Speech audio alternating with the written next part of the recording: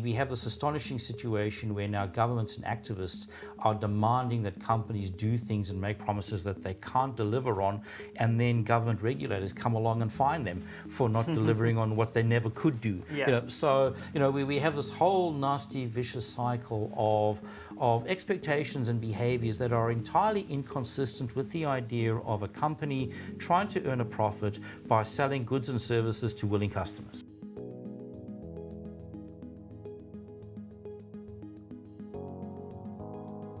Environmental, social and governance investing has become increasingly popular worldwide, particularly with institutional investors and policymakers. Advocates claim ESG investing delivers long-term sustainability and responsible corporate behaviour while ensuring profitable returns. Critics of ESG, however, worry that it is full of greenwashing, compromises investment performance and could even be counterproductive. Welcome back to the IEA Podcast. My name is Matthew Lesh and I'm the IEA's Director of Public Policy and Communications. Each week, this podcast asks a tantalising policy question. Today's question, is ESG investing broken? To discuss, I'm very excited to be joined by Professor Sinclair Davidson from the RMIT University in Melbourne, Australia. He's an Adjunct Fellow at the free market think tank, the Institute of Public Affairs, and he has an expansive list of publications across academic journals and newspapers. And he's most recently the author of a paper for the ARC Research Conference, Who Benefits? The Real Impact of ESG Investing, which he wrote with Scott Hargraves. Welcome to the podcasting. Thank you so much for having me, Matthew. Let's start with probably a golden question of what is ESG investing and what does it promise? So ESG investing is an investment strategy that is intended to do good while making astonishing profits. So the argument is that you can make the world a better place and earn very high investment profits at the same time. And the argument has been that we've seen successes in the past. If you kind of think the pressures against slavery, so the abolition of slavery, is supposed to have added economic value to the world. The disinvestment campaign against South Africa in the 1980s is supposed to have been a precursor to this. So people can point to some successes, but in the last 20 years or so, we've seen this turn into a massive industry where fund managers have promised the earth while delivering substantially less. So we've seen a significant growth in ESG investing with probably trillions now under management in ESG funds, depending on how you calculate it, which we'll get to in a second. Where do you think this comes from? What is the impetus? Is there an underlying public demand here that we sometimes hear about from advocates of ESG, that what people want is ESG investing, that expected to do ESG investing, they don't have a choice but to do ESG investing because there's such strong public interest? I think there's a combination of factors. I think at heart, a lot of people want to be good moral people. They want to think that they are adding value to the world. They want to think that through their choices, they can make the world a better place. So there is that. And when somebody comes to you and says, well, not only can you make the world a better place, you can get rich doing it at the same time by following my investment strategy, this is a too good to be true story. And of course, as we know with too good to be true stories, they are too good to be true. Well, it's probably worth then also thinking about this kind of central question here that you go to quite a lot in your paper, which is about how ESG is measured, because this has become quite a controversial story, particularly in the UK, but I assume in other jurisdictions as well, about whether or not there's really some quite fundamental problems with trying to assess what is ESG, what fulfills environmental social governance standards, and is there this risk of greenwashing and poor assessment? So part of the problem is that we start off by saying, well, let's not invest in, say, fossil fuels, or let's not invest in tobacco products, or let's not invest in armaments. So that's like to filter things out. Now, on the one hand, you may say, well, if you're not in fossil fuels at the moment, that's a big investment mistake. On the other hand, we could say, well, if you're not in fossil fuels, there's all sorts of other things you can invest in. So that's the one part of it. The other part of it is a lot of investment funds like to track indices. So there's been a huge demand over the last while to create these so-called sustainability indices. Now, the challenge there is what goes into the index and what does not. And when you have multiple parties creating these indices that ESG funds are supposed to be tracking, you would hope that there's a very high correlation between these funds. And when academics have analyzed these indices, they've actually kind of found that A, they're not very highly correlated, and B, very often they don't really seem to be doing what they promise to be doing. So, for example, we may think that a sustainability fund should not have fossil fuels, but some ESG funds might say, well, we will have the best-in-class fossil fuel in our portfolio. So people don't quite know what they're buying, and a lot of these indices are tracking very different things and calling it the same thing. So there's a lot of confusion in the market as to what it is and what it isn't. And unsurprisingly, investors have gotten confused and regulators have become somewhat impatient. Yeah, I mean, this is kind of an interesting question here, which is traditionally in an investment in a market decision, it's usually, unlike, let's say, a policy decision, it's usually quite clear what you want to achieve. You want to get a profit.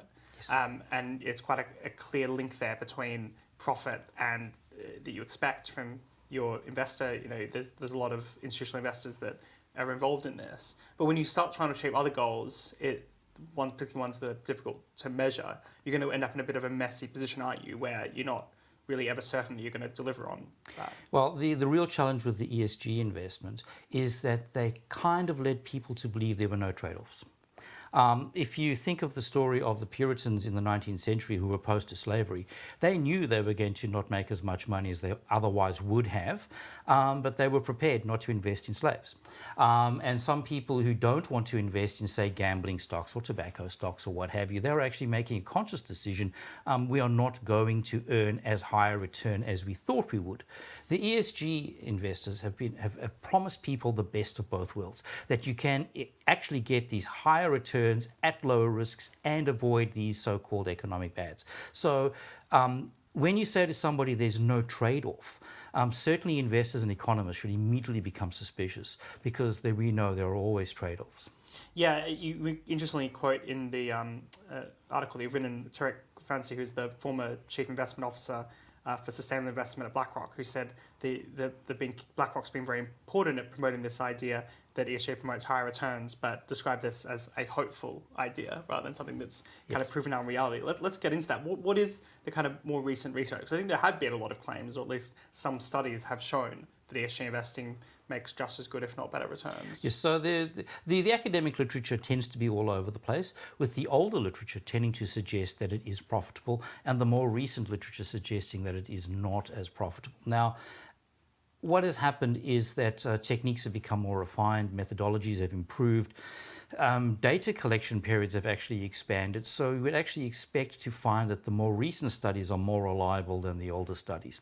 The other thing to bearing in mind is that the world has come out of a very unusual period in economic history where interest rates were very low for a very long period of time.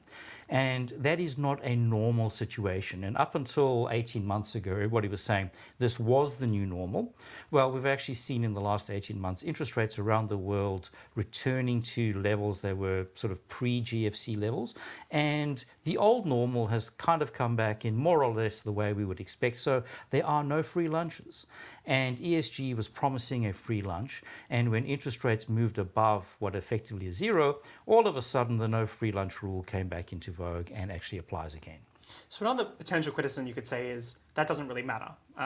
Maybe perhaps people are willing to sacrifice some profit for some social good in their investing. That a lot of the ESG funding is people, let's say, going into their pension fund and choosing the ESG option. Is that something different, though? That is something very different. You may decide as a person that you don't want to invest in, say, defense stocks, that war is somehow immoral, you're not going to do that.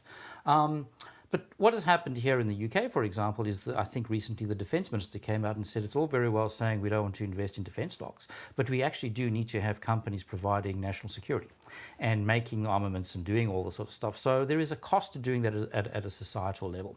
But generally speaking, if somebody genuinely said, I don't want to invest in fossil fuels, I don't want to invest in defence stocks, they should be allowed to do that. The challenge comes in is when people unknowingly are invested in ESG type funds, or if the investment funds are claiming that ESG funds are outperforming non-ESG funds, and then people choose to invest in those things on the basis of an investment claim. That, quite frankly, is actually fraud, and we should see it as being fraud.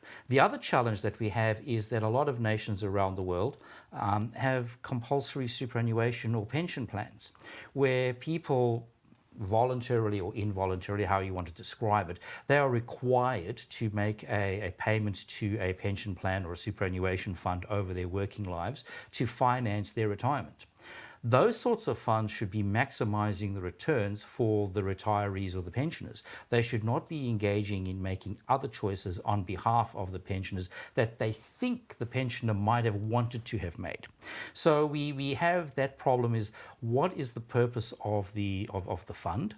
What should it be doing? What is it doing? And then we have, on top of that, issues of fraud, greenwashing, and also what the US presidential candidate Vivek Ramaswamy has called is green smuggling, where we actually have fund managers imposing their own preferences on companies by saying, you have to invest in such and such a way in order to get our funding. Now, that also is kind of immoral if the eventual beneficiary of the fund is not making that choice. Yeah, interestingly enough, there's been a bit of a backlash, which we can get into as well in a second, against this sense of, particularly from state-based public pension funds in the US. It seems like what you're describing there, though, is a bit of a principal agent problem, yes. Which is we entrust these massive institutional investors like BlackRock with huge amounts of capital, and we say, go off and invest that. And are they investing that in the way that we expect? Do they have too much power as institutional investors to push a certain, I suppose, political agenda, what they believe to be morally righteous, rather than what might actually benefit the investors? Yes, so we actually have a double principal agent problem. So in the bad old days, we had shareholders would buy shares in companies, and the management would deploy that money to their own personal preferences. Now what happens, and that was the original... That's Milton Friedman's kind of shareholder capitalism issue. Yes. And there's a massive economic literature on that very point that developed over a long period of time. Adam Smith wrote about it in the East 1970s. East India Company misusing the investors' stock. Yes. So this is a problem that economists have been aware of for decades and centuries in the case of Adam Smith's critique of the East India Company. What has happened in the last, say, 40 years, 50 years from the 1970s was the rise of passive investment funds. So rather than people choosing to invest in particular stocks, what they would do is they would give their money to a passive investor. That passive investor would then buy up the market or would make active decisions on behalf of their own investors. So what we have now is the problem is that the original, what we would call shareholder, gives their money to a pension fund or investment fund of some sort. That investment fund then makes further investments. So we have a principal agent problem between the fund and the company, and we have a principal agent problem between the original investor and the fund. And so we actually have this doubling up of principal agency problems, which more or less means at the end of the day, the original beneficiary is now twice removed from the company in which they own and don't actually know what is going on. And they have no incentive to find out, and they don't find out. So more or less, management can do what they like to the extent they can get away with it, and the fund can do what they like to the extent that they can get away with it. And there is no actual economic oversight of both of those relationships. Is there an issue here as well that now that there's an ESG industry, there's people who have it in their interest to be getting, I suppose, a higher fee to assess the ESG suitability of a company. You have a ratings agency who might be paid by a company to get an assessment of how to improve their ESG rating within the system. Is there a certain kind of latched on system of people who do themselves serve to benefit as part of this? Yes, there is. There is the classic middle person sort of kind of problem where people are providing goods and services into an industry. Now, normally this wouldn't be too much of a problem. If ESG was actually delivering on the promise that it makes, that you can earn higher returns by investing in a particular way, then these people would be adding value into the system. We know that they're not adding value into the system because we can observe the ESG returns. We know that on a risk-adjusted basis, they are either equal to non-ESG funds or worse than non-ESG funds. So therefore, that entire ESG industry, which is built up there, is actually pure waste. If it was adding value, we would say, well, are they adding value for buck, a bang for buck? But certainly when ESG performance is not as good as the alternatives, then we know that is all pure waste. So we should look at all of those things and say, well, are you serving the investors as a whole? Are you serving people who voluntarily want to invest in ESG? And we've actually seen the flows of money going into dedicated ESG funds over the last 18 months actually declining. So people are no longer voluntarily investing in these things, and we would expect that entire ESG industry to actually contract. For people who do kind of want to genuinely achieve better environmental, social outcomes, perhaps even governance outcomes, is ESG, I suppose, actually achieving those goals? Is it moving? Let's say we could fix up all the problems you're talking about when it comes to maybe measurement. Let's say we could fix up all your problems to do with it only being people who really choose to be in ESG, and perhaps they, to some extent, would even accept that they might be slightly lower, or maybe the returns won't be higher. Do you think it is actually an effective way to achieve the stated goals? Let's say, reducing slavery in the supply chain, or ensuring better environmental outcomes for a business through this investing pressure. I think it's very much a distinct possibility. I have heard stories that impact investors do very well. I've also heard the converse story where startup funds that actually fund what you might call repugnant innovation. So this particular startup that I'm thinking of funds vaping companies and all that sort of stuff. They also claim to be earning massive returns. So there probably are niche parts of the market where with very specialized knowledge you can actually do particularly well.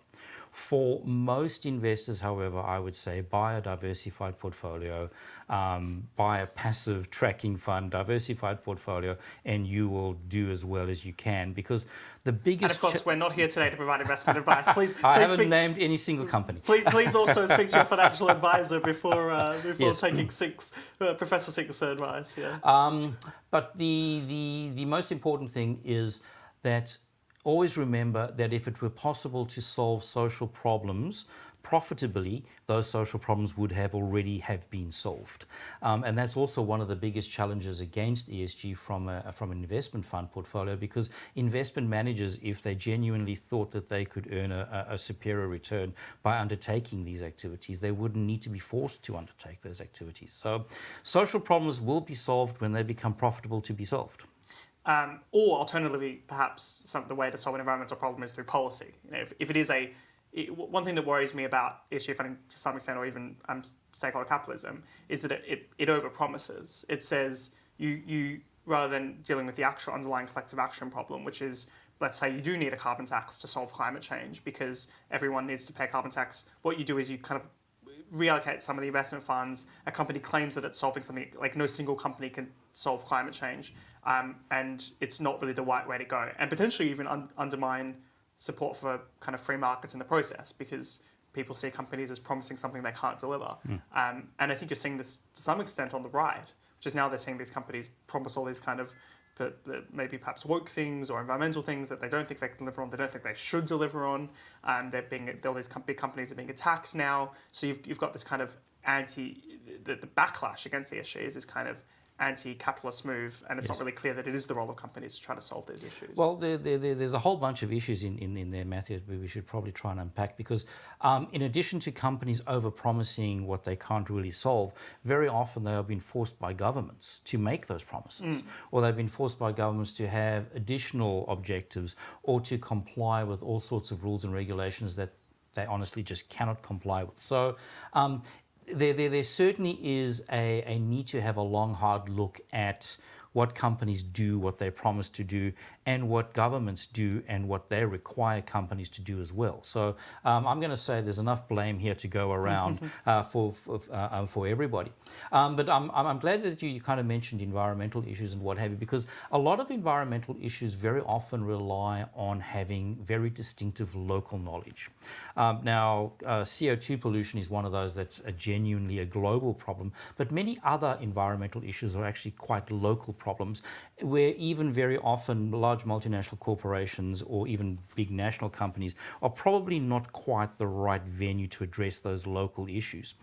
So I've recently, and this is a bit of gratuitous advertising, I've recently published a paper in the Journal of Economic Behavior and Organization where I make the argument that blockchain technology could actually be used to harness local information to solve local environmental problems or any other local social problem that you might actually have. Eleanor Ostrom on the blockchain, is that what this is? Well, yes, I'm a big fan of Eleanor Ostrom, but I've actually made more of a Hayekian kind of argument.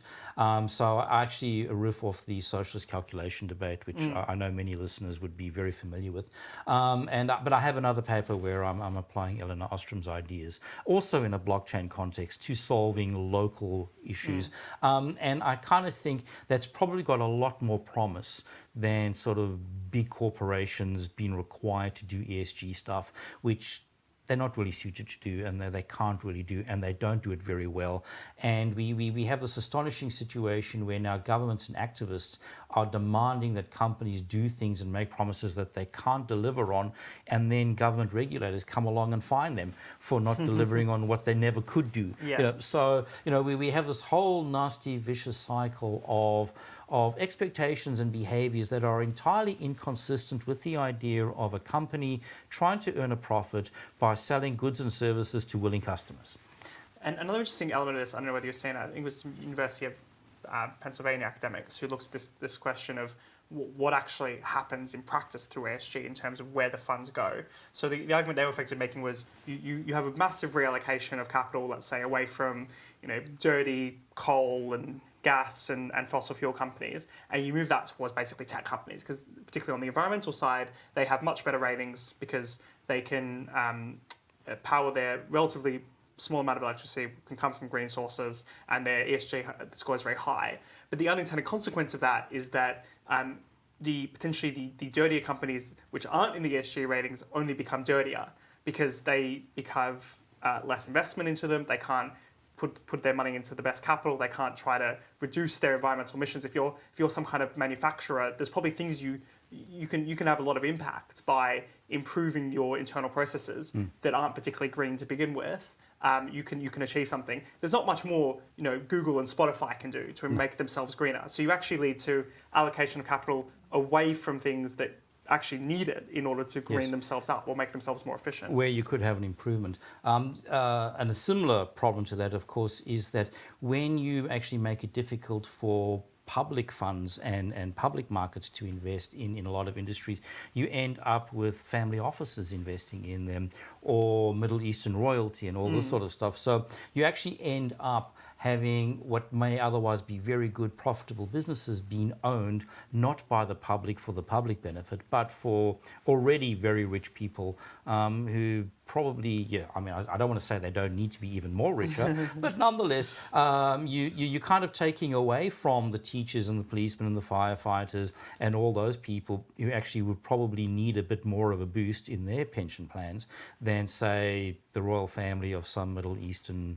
autocracy. I'm also intrigued by some of the kind of oil and gas majors selling relatively dirty, let's say, oil wells that at the moment are very environmentally unfriendly. They get them off their books so that they don't look as bad, but they keep operating, just somebody else operates them, and they operate them for longer. Yes. So the big name you've heard of no longer owns that particular oil well, but somebody else does, and they're probably doing something worse to it as well. So you can have a whole bunch of unintended consequences. Yeah, and we have these perverse outcomes. And these perverse outcomes come from people very often genuinely trying to do the right thing, but not going about it in the correct manner, or not going about it thinking through the entire consequential chain of their choices. Yeah, I mean, it's almost like trying to improve your male-female gender pay gap by just firing a whole lot of lowly paid women, because Yes. statistically that will make it look like your women and men are paid more equally. Yes, and it's exactly the opposite intention of what you actually want. Yeah. And I kind of think as you become more economically literate, you become more aware of these unintended consequences. And unfortunately, when you try to warn people of these unintended consequences, you'll get told, oh, it's a bit of a conspiracy theory. Whereas in actual fact, very often these unintended consequences come to bear, and then we have another round very often of government intervention trying to fix the mistakes of last time, and you simply end up compounding errors. Do you think we've reached peak ESG? You get this sense in which there's a lot of criticism, obviously from people like yourself on the right, but I think there's also concern from regulators about greenwashing, as we've discussed. I think Larry Fink recently did a podcast with the Wall Street Journal where he's refocused on profit, and Larry Fink doesn't talk as much about ESG as he has in the past. Do you think that we've kind of moved on from that stage? Certainly that's where the public perception is. Since I wrote the paper a couple of months ago, and it's been going through editing and publication process and what have you, the Financial Times, for example, has run a few articles in the last few weeks criticising ESG investments. And the Financial Times was a big spruiker of ESG investments. The Wall Street Journal has always been somewhat skeptical. They've become more skeptical, but certainly even 6 months ago, kind of saying ESG is a bad idea would have been met with a bit of pushback and skepticism. When Scott and I started writing our paper, it was we thought we were being incredibly edgy, and we now kind of think, well, it's almost mainstream, the arguments that we're making. How uncomfortable is that making you feel? I suppose last one, and you discussed this a bit in your paper, which is what to do about it, because it's, even if perhaps we have reached peak ESG, although it's kind of hard to say. Sometimes you feel like you've reached peak of these things and they come back for another round. But there is still going to be a lot of this going on. There's still, at least I suppose, some public demand for it. There's certainly a lot of investors who are institutional investors that are going to keep on doing this, whatever you do. What do you think can be done to improve ESG investing? So a few obvious things. I think where there are actual cases of fraud and market manipulation, that the regulators should actually clamp down on that. That is actually their job. So in the very first instance, the regulators should be doing their jobs. I think also we should introduce very clear rules around pension funds and superannuation funds, that their sole function is to maximize the returns for their beneficiaries.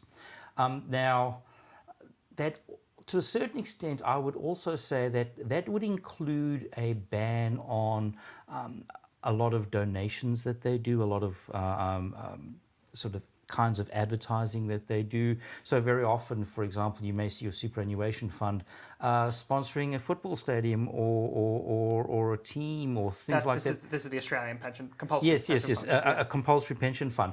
I don't think they should be doing that at all. That is not in the interests of their members. Vivek Ramaswamy has got a very interesting idea, which lawyers would absolutely hate. And this is, he wants to reintroduce what was called the ultra vires rule. Now, the ultra vires rule was that a public company could only act in the way in which was specified in its articles of association. Now, this led to a great deal of litigation and confusion, and I was going to say the English-speaking world, but almost I think the entire world at some point eventually abolished the ultra vires rule.